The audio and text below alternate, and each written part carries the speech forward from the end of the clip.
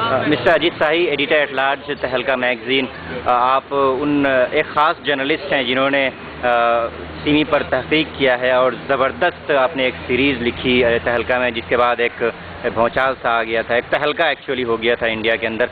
मैं Mumtaz Alam Falahi, new Delhi correspondent TwoCircles.net। Ajit Shahi ji, हमें ये बताइए कि आपने कोर्ट की प्रोसीडिंग्स भी अटेंड किया है और सिमी को बहुत करीब से देखा, उन लोगों से मिले। आपको क्या लगता है कि सबसे पहला सवाल, गवर्नमेंट ने बैन लगाया क्यों, और जो बैन लगाया उसके पीछे जो लॉजिक है गवर्नमेंट की, वो कितनी स्ट्रांग है? देखिए, इस बारे में मैंने तहकीकात किया तो जो ट्राइब्यूनल थी सिमी के नाम पर बैठाई गई थी केंद्र सरकार द्वारा, तो उसकी जगह जगह मीटिंगें होती थी और उस ट्राइब्यूनल के साथ मैं देश के मुख्तलिफ इलाकों में गया और गवर्नमेंट ने जो बताया कि उन्होंने बैन स्पेशली लगाया क्योंकि उन्होंने पाया था कि सिमी दहशतगर्द तंजीम है और सिमी से जुड़े उसके जो लोग हैं, जो उसके मेम्बरान हैं, वो दहशतगर्द तंजीमों से जुड़े हुए हैं। लेकिन इन्वेस्टिगेशन में मैंने ये पाया कि तमाम जो केसेस चल रहे हैं और उस वक्त चल रहे थे सन 2008 में, उसमें तमाम जगह, तमाम हिंदुस्तान के तमाम शहरों में अदालतों ने ही उन केसेस को, उन मुकदमों को गलत ठहराया था और बहुत सारे ऐसे लड़के थे जो कि सिमी के मेंबर रह चुके थे, लेकिन उनको इस केस में बाज़त बरी कर दिया था। तो मोटे तौर पर बात ये समझ में आती है कि आज 8 साल बाद सिमी पर बैन लगा था 2001 सितंबर में पहली बार। आज 8 साल बाद ये समझ में आता है कि अभी तक कोई ऐसा केस नहीं खड़ा होता दिखता पूरे हिंदुस्तान में, जिससे ये समझ में आए कि हाँ, सिमी पर दहशतगर्द होने का साबित हो, उसके ऊपर जो इल्ज़ाम है वो साबित हो। दूसरी बात यह है कि 2008 में जब हमने ये खबर छापी, उसके बाद से ये हो गया कि आपने भी देखा होगा कि हिंदुस्तान के अखबारों में और हिंदुस्तान के सरकार की तरफ से सिमी के बारे में छपना बंद हो गया, नाम कम हो गया, अब इंडियन मुजाहिदीन का नाम आता है। अब मुझे लगता है इस पर भी तहकीकात करनी चाहिए कि इंडियन मुजाहिदीन की सच्चाई क्या है। मैंने इस पर अभी भी तहकीकात की नहीं, करूँगा तो मैं ज़रूर आप तक पहुँचाऊँगा।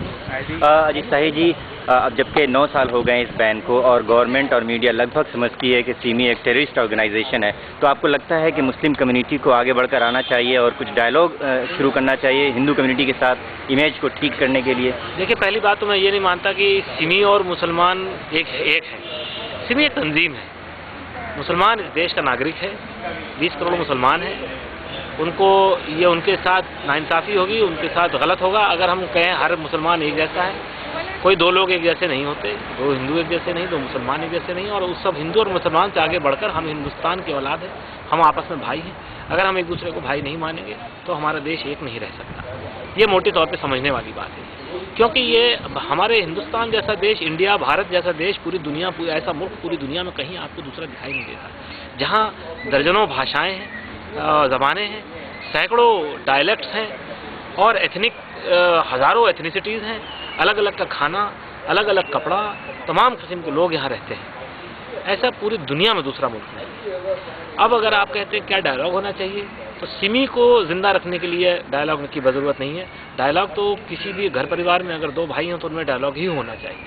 हिंदू और मुसलमान में अगर डायलॉग नहीं होगा तो तमाम हम फिर सरकार को सियासी तौर पे हम उनको सियासत को हम ये मौका देते हैं कि वो हमारे बीच फूट डाल के, अंग्रेज़ों की पॉलिसी थी डिवाइड एंड रूल, वही आज हिंदुस्तान की सरकार करती है। अभी अंदर एक जावेद साहब ने बहुत अच्छी बात की, जावेद हबीब साहब ने, उन्होंने कहा कि आपको इलेक्शन में उनको इलेक्ट करने का तो हक है, लेकिन इलेक्ट किया हुआ आदमी, आपको हुक्मरान चुनने का तो हक है, लेकिन हुक्मरानी में आपका कोई दखल नहीं है। हमें हुक्मरानी में दखल तभी हो सकता है जब हम यूनाइट करें, हिंदू और मुसलमान एक होकर चलें, और एक होने के लिए सबसे पहले बातचीत शुरू। जी अजीत शाही जी, अगर आपको लगता है कि सिमी पे बैन एक पॉलिटिकल इशू है, तो इसका रिजोल्यूशन, इसका सोल्यूशन भी एक पॉलिटिकल जरिए से होगा? बिल्कुल सही बात है। और इसका सोल्यूशन यही हो सकता है कि जैसे आज की जो बैठक हुई है, ये मीटिंग हुई है, ऐसी तमाम मीटिंगें और ऑर्गेनाइज की जाए। और मैं ये मानता हूँ यहाँ सिर्फ मुसलमानों को बुलाना सही बात नहीं है, यहाँ हिंदुओं को बुलाना चाहिए और तमाम ऐसे, मैं तो कहता हूँ ऐसी तंजीमों को जगह जगह जाना चाहिए, कॉर्पोरेट लेवल पर मीटिंग्स करनी चाहिए, IIT में जाना चाहिए, IIM में जाना चाहिए, ऐसे तमाम ऑर्गेनाइजेशंस जहाँ पर ओपिनियन बिल्डिंग होती है, जहाँ लोग ये मान के चल रहे हैं, आज पढ़ा लिखा समझदार हिंदू भी इस मुगालते में रहता है, उसको भी लगता है कि मुसलमान आतंकवादी दहशतगर्द हो रहा है, उनके साथ बातचीत कायम करनी चाहिए, उनसे मिलाना चाहिए लोगों को, जो लोग जेल में हैं उनकी फैमिली को ले जाके मिलाना चाहिए। जब ये बातचीत शुरू होगी तो लोगों के जहन में जो गलत बातें बैठा दी गई हैं वो ख़त्म होनी शुरू।